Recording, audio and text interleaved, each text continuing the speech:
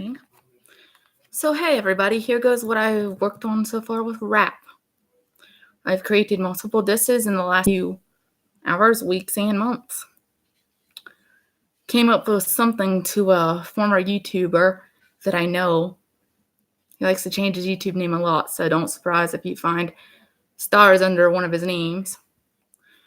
But yeah, two of which of these disses are for him. I want to see if he can actually see what I've got. Because I've been asked to actually get started on my record label, so I might actually start doing that eventually.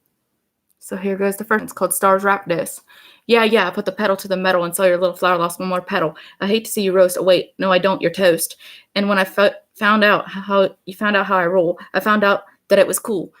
And then you went ghost. So hasta la vista. I hate to be the priest yet, but some lines should never be crossed. And you're one piece of trash I am glad I tossed. So get mad like the fire because you know you're nothing but a fucking liar. Here's another diss to this person. It's called Knives, and you'll see the reason because it actually cuts deep.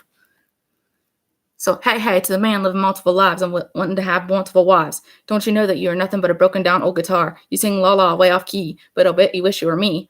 So why don't you show the world what you really are? Or you're afraid of the world finding out you're exposed in your own sticky tar. I hate to drop the bar, but I would love to hit you with a car.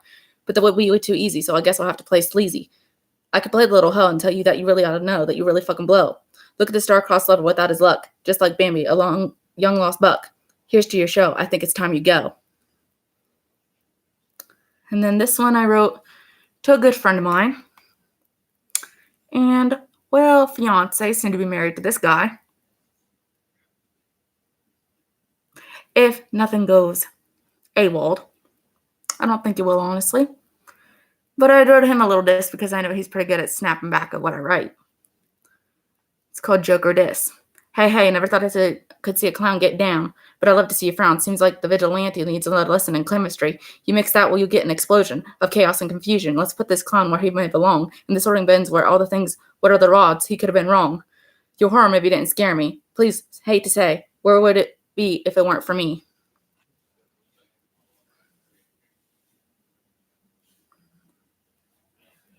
And I have written plenty of other ones. I just have to find them real quick. Oh yeah, this is another song to my ex up in New York. It's called Ashes and Rain. I don't really know why I called it this one. But it's a rap song to an ex of mine. Yeah, look at the facts. You and me were a good thing, but you never saw that even the rain has its own sting. You would bring the perfection that everyone else had but would skip me. But I'm one chance you missed. Your chance with me, you see. As I rise from these ashes, I see you were always the agitator. But even though you buried me deep in your lies, I was rising from the crater. So let these ashes rain, and as my pain goes down the drain, because of you, I learned to always be guarded and let my heart even get hearted. So as for the rain, it falls no matter what you do or no matter what you say, you will never get me back. And as a fact, if you don't like who I am now, it's because you're inferior. You will never compare to this guy that I love. And for this, he will always get the best of me. From me, sincerely. And while I've written quite a few other things where I just sometimes would actually get into rap battles, online things, well, it actually quite make a few people tap out on these rap battles. Last few weeks I've been working nonstop on expressing my anger through rap. And you can see I'm getting somewhere with it. So I had one person a few weeks ago tell me my rap was so icy.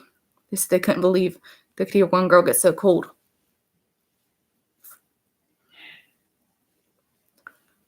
And trust me, I can get crazy at times, I admit that.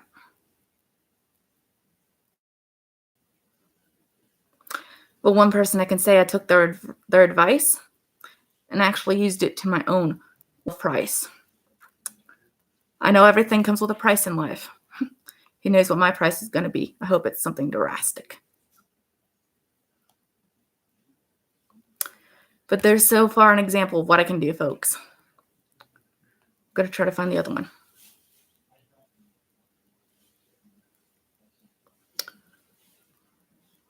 Nope.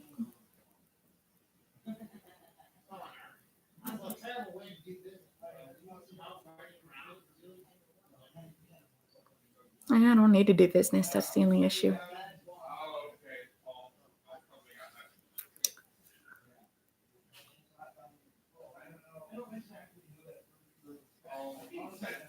See, the time I was confused. The time I didn't know what love was. But somehow, I think I finally figured it out. Love is willing to hold on. Love is willing to give second chances, right? So I went and pretty much showed everybody that if they really want to mess with me, you know what? I have my true colors. Only the people who are really close to me will honestly know how sweet I can be. It's one of those issues you have with being a Scorpio. You pretty much like to sting 90% of the earth. But then there's like this 5% that you get close to. And then, well, the other 5%, they just are afraid of you pretty much. They run the opposite direction. Trust me, from an actual Scorpio's point of view, don't fuck with us when we're mad. It'd be the last thing you want to do in the world. Because when a Scorpio is mad, they get on killing tendencies. They will find out where you are, and they will eventually find you exactly in your location of where you are. This is the fun thing about us. We never let anybody know our cards. We may give them a little clue here and there, but they'll never know the full deck. Here's an example, not exactly what a Scorpio will always be holding, though. So you got a Scorpio, and they're wanting to bet the odds are against them. Everybody's saying, oh no, the Scorpio ain't going to measure the shit. Their anger's too much. And they're always helping the wrong people. You know what? Even though we're helping the wrong people, at least we're helping them, number one. We're self-sacrificial, number two. Number three, we're always giving a damn about somebody else but our own selves. Number four, we'll put ourselves on the chop block list and go and defend those who really don't give a fuck about us in the end. But yet we know how to actually make deals with the Grim Reaper because we're pretty much the Grim Reaper incarnate, if you know what I mean. So say you have a Capricorn, an Aries, a Cancer, and a Libra all in a group with a Scorpio. The Scorpio is honestly going to say, okay, 3 of these signs which have got very good darkness end up that I already know for a fact. Capricorn, Aries, and Libra. Hang out with these 3, see which one I could actually eliminate. Normally they're going to have to automatically eliminate Aries because Aries is too fucking bullheaded. Then you have to go between Capricorn or Libra. Who's got more darkness? Well, underneath all that light, Libra's got a lot of conceited darkness that they don't tell you about. So I'm sorry, Capricorn, you're chopped off the block. You got Libra, and then you got Cancer down here, who everybody seems to forget about. You said, okay, mass awakened destruction, but not yet powerful enough to bring down a Libra, especially with a Scorpio. Goodbye, Cancer. Dust you off the plate. Then it's head-on between Libra and Scorpio. Even though the Libra's got the balance, the one thing they don't got that a Scorpio has got is the mystery of it all.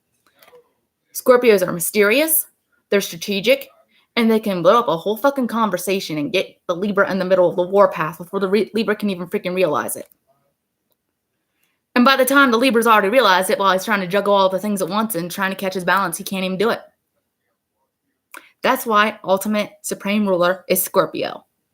So you high outstrung airhead Libras need to get that. Got it?